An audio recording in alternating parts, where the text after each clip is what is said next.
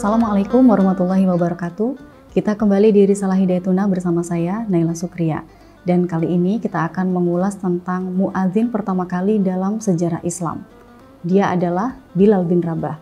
Bilal bin Rabah adalah sahabat Nabi Muhammad SAW yang memiliki suara yang sangat merdu dan mampu menggugah orang untuk segera melaksanakan sholat. Suara merdu Bilal bukan alasan utama Rasulullah menugaskan Bilal untuk mengumandangkan azan.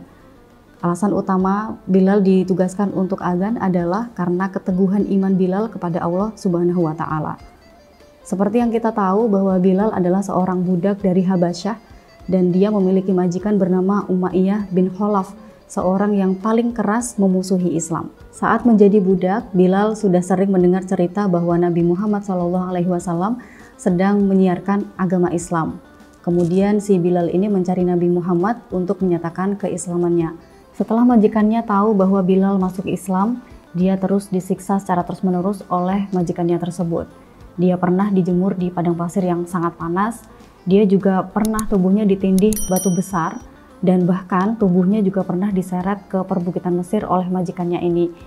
Dengan harapan Bilal akhirnya mau meninggalkan Islam dan kemudian kembali kepada kaum kafir Quraisy. Meskipun Bilal disiksa dengan sangat berat oleh majikannya, tetapi Bilal tetap menolak untuk meninggalkan Islam.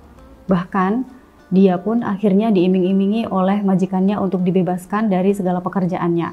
Tetapi Bilal tetap menolak dan tetap teguh kepada keyakinannya kepada Allah Subhanahu wa Ta'ala. Hingga suatu hari datanglah Abu Bakar untuk membebaskan Bilal.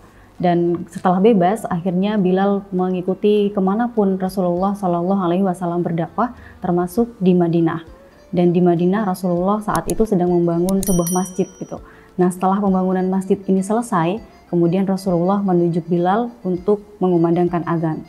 Sejak saat itu Bilal dijuluki sebagai muadzin ar-Rasul dan ia juga menjadi muadzin pertama dalam sejarah Islam.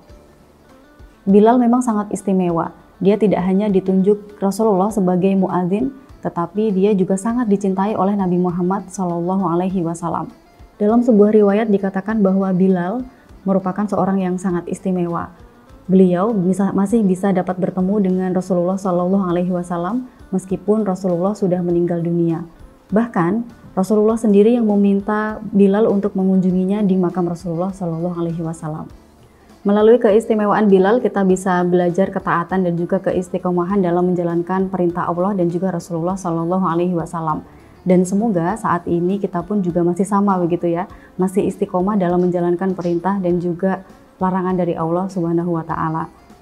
Terima kasih sudah menyimak kisah-kisah yang ada di Hidayatuna. Jangan lupa like, subscribe, dan nyalakan loncengnya. Wassalamualaikum warahmatullahi wabarakatuh.